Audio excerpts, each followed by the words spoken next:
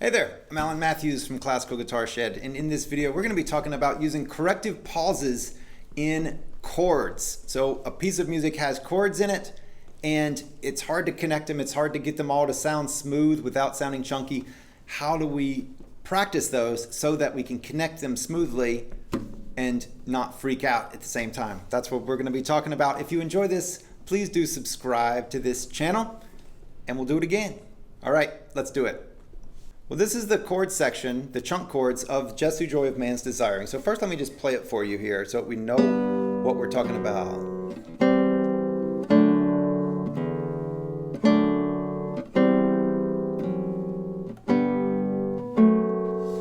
That's the section. And so the tendency with this, the problem is that there's a lot of finger hopping, right? There's a lot of different things happening.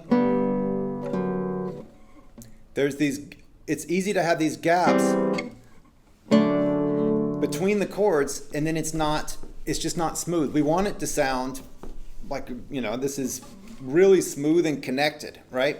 And so how do we do that? Well, one of the ways that we can do that is to put corrective pauses in. And what is a corrective pause? A corrective pause is sticking in time that's not written into the music. So first off, we can just play slowly, right? So we can just slow it right way down to where each quarter note here becomes a half note. And so it's 1 and 2 and 3 and 4 and 5. So we can really just slow down. But if we don't do anything, then we're really just doing the same thing at a slower tempo. So what slowing down gives us is that we can still think fast while we're playing slow. And so then we can have time to look at what exactly needs to happen. And that's the key with it. So instead of slowing the entire thing down, we can also just slow down when we need to. We don't want to do that when we're playing, of course, because then that wouldn't be very musical. But in practice, what we can do is just stop. This is what a corrective pause is. It's just stop for a second. So first off, we have this chord. Now we can just stop and say, what needs to happen next? Okay, I need to connect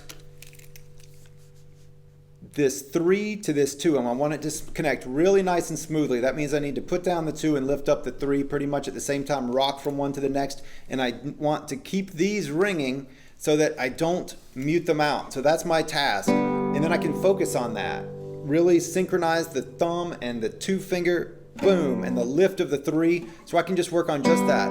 Wait, what all needs to happen? That's my corrective pause. Now I'm back in time, boom.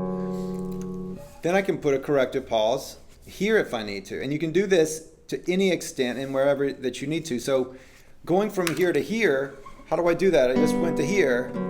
Well, now I can look at, okay, what needs to happen?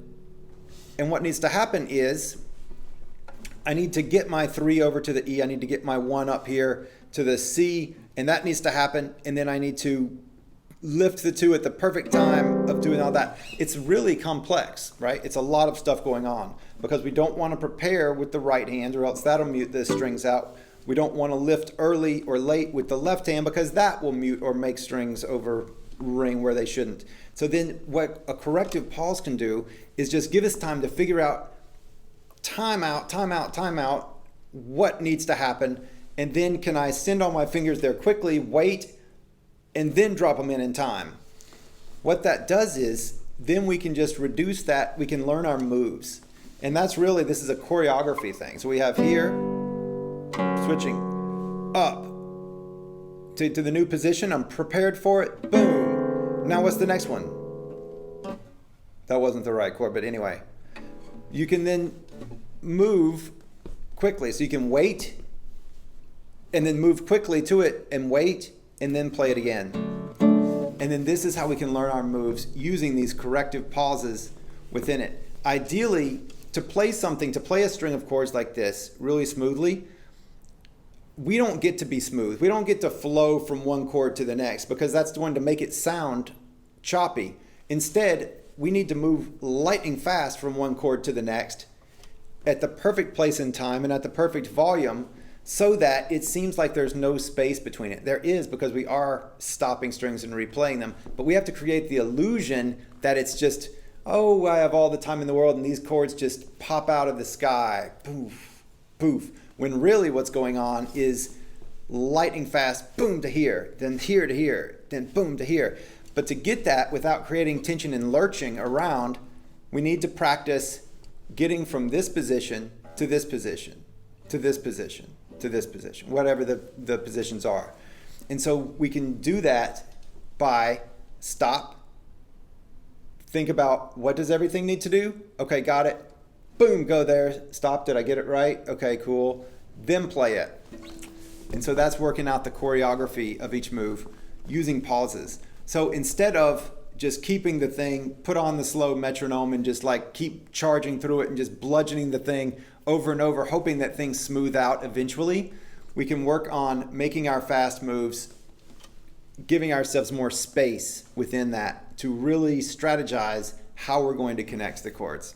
Well, I hope you found this helpful. Using corrective pauses is a wonderful thing to do, not only in chords, but in anything that you're playing. You can always give yourself some time to relax, let the tension, train the tension to go away for a second, release the tension, get your moves down, get your mind together, and then go back. And it's a great thing to do in your practice anyway, so long as you then put it in time again later.